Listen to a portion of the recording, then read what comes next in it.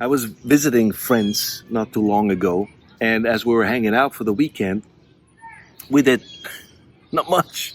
We were making food, sharing food, eating food, um, play games, like a very fun game. I think it's called Apples to Apples. Fantastic.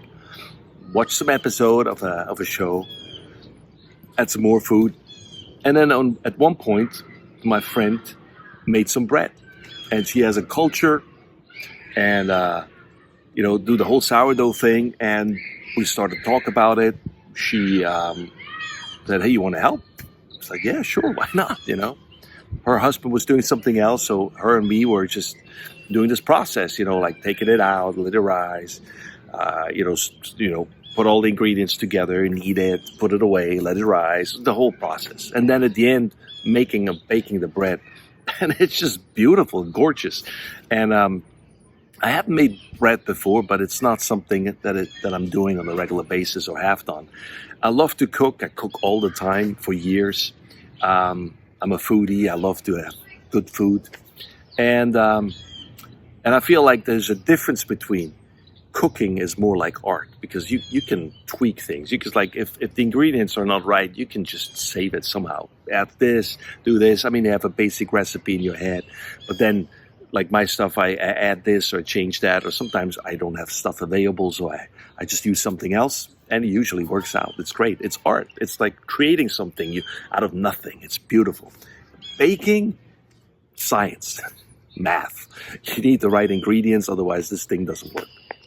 That's just my experience. But then, I was intrigued by that, and she wanted to give me some of her cultures. Like, why don't you start your own? I'm like, hearing all the what it takes to do this, it's a lot. Maybe let's start small. And she said, I totally get it. I understand. So here's some recipes for you. She sent it to me. It's like, this is what you can do in easy bread, like within 2 hours.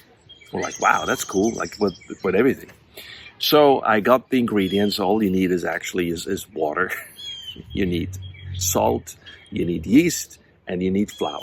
It's your choice, like what kind of flour. I use organic flour, I use regular flour first, and there's bread flour, and then you need to practice. And really, I had to practice. So I said, okay, let's try this. And I had no clue how this needs to look like as a result. And so I followed the recipe, mixed it, whatever, and I had just a blob of thing in there, and I thought that's maybe how it has to be. I don't know. It doesn't look, I think, right, but maybe it is. Who can tell me? And so I sent her some pictures, and I tried different stages, different things, threw it out, tried another one, and eventually I decided I'm just going to bake this anyway. And it didn't rise as much, and I didn't know why first. There's reasons for it, but I baked it anyway, and it came out. I mean, it was edible, but it was just like flatbread, because it was supposed to be 3 or 4 times as big, but it was flat.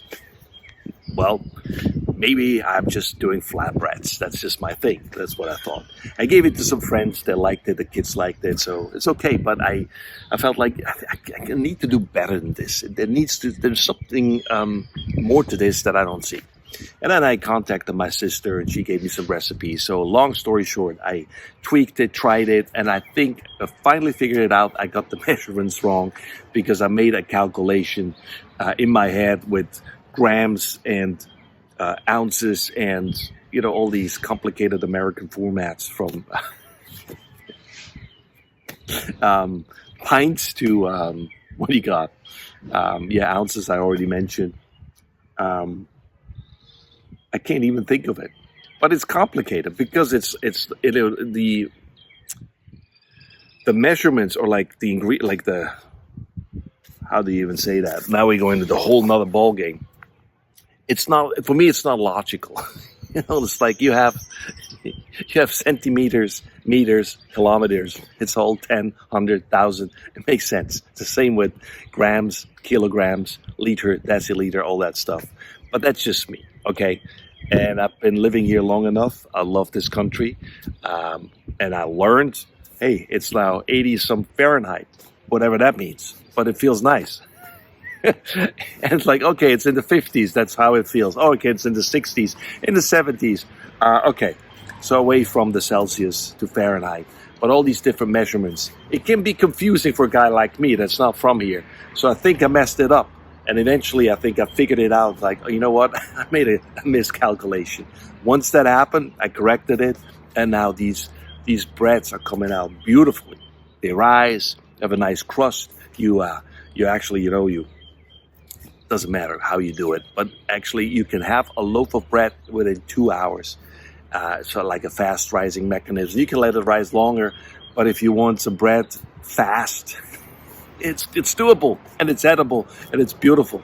And so it became so popular, me doing it on a regular basis, that now I have to do at least 2 loaves. And, I figured once I already started the process, might as well knock it out and do more, because it's already a mess and I need to clean it up after. So let's make a bigger mess, or more, that to say, not a bigger mess. And it's very satisfying. It's very fulfilling. And then you share it with other people and hey, I've been making bread. And then you find out, oh, I've been making bread. Oh, how you do this? Oh, I've tried this. And so you have this whole community of bread makers that's became a thing. Like one of my friends that I used to go to school with back home is now a very renowned bread maker in Switzerland, that she did sourdough breads and, wrote some books and has a huge following.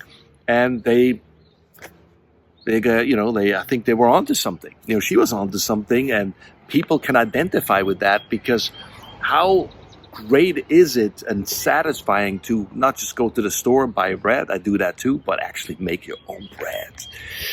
Ooh, and it, get it out of the oven and you cut it, and the smell and the whole thing. So where I'm going with this is, not only is it very satisfying, is it very good and actually healthy, depending what ingredients you use, but I love it, and my friends love it, and my kids love it. So, like loaves come out, loaves gone. But you can, you cut it and first, actually, first let's talk about eating it. So you cut it, you put some butter, like real good butter, like here in America I would suggest you use Kerrygold butter. It's probably the best, unless you go to a farm. But normally the butter otherwise you get is, you use it for baking, cooking, but not to eat on us. So just spread it on a piece of bread like this. It's not worth it. Get the real butter. And then I love to like butter and honey, or like some jam, and just eat like this. So you can have savory stuff, whatever you can use it for. Like the last piece of bread I used this week was actually, it was a little stale. So I put some olive oil on top, some Parmesan cheese, and some garlic salt, whatever, threw it in the oven for 10, 15 minutes. And it was, it was beautiful. But what was the most amazing part about making bread for me? I come to my point now. This is a long story. You bake it in the Dutch oven, or like a lodge, like a cast iron. I have both, and it comes out the same pretty much with either one of them. You take it out, make sure you don't burn your hands. Stuff is hot, and you put it on a piece of, I have a wood board. I put it on and let it rest, cool down. And then the most amazing thing happened. You can hear it. You can hear the bread. The bread is alive. I'm telling you, it's alive. It's beautiful. And, first I was like, what is this crackling sound? Where is this coming from? And then you go close and you hear it. And it still does its thing. It still works. It moves. It's alive. And it was a beautiful experience I wanted to share with you. If you haven't had the chance to make bread, try it out. There's recipes out there. I can put some even on my, description here. The low battery just popped up. Sorry, I'm almost done with this episode. But it was a spiritual experience to realize there's life in bread. And of course, there could be a whole nother chapter open up about talking about the bread of life and all this. But I just say that the bread is alive. Thanks for watching. Thanks for listening. I think it's great to make bread. If you haven't done so, try it out and see what you think. And if you have the similar experience, that can be very satisfying and very spiritual at the same time. Bye for now.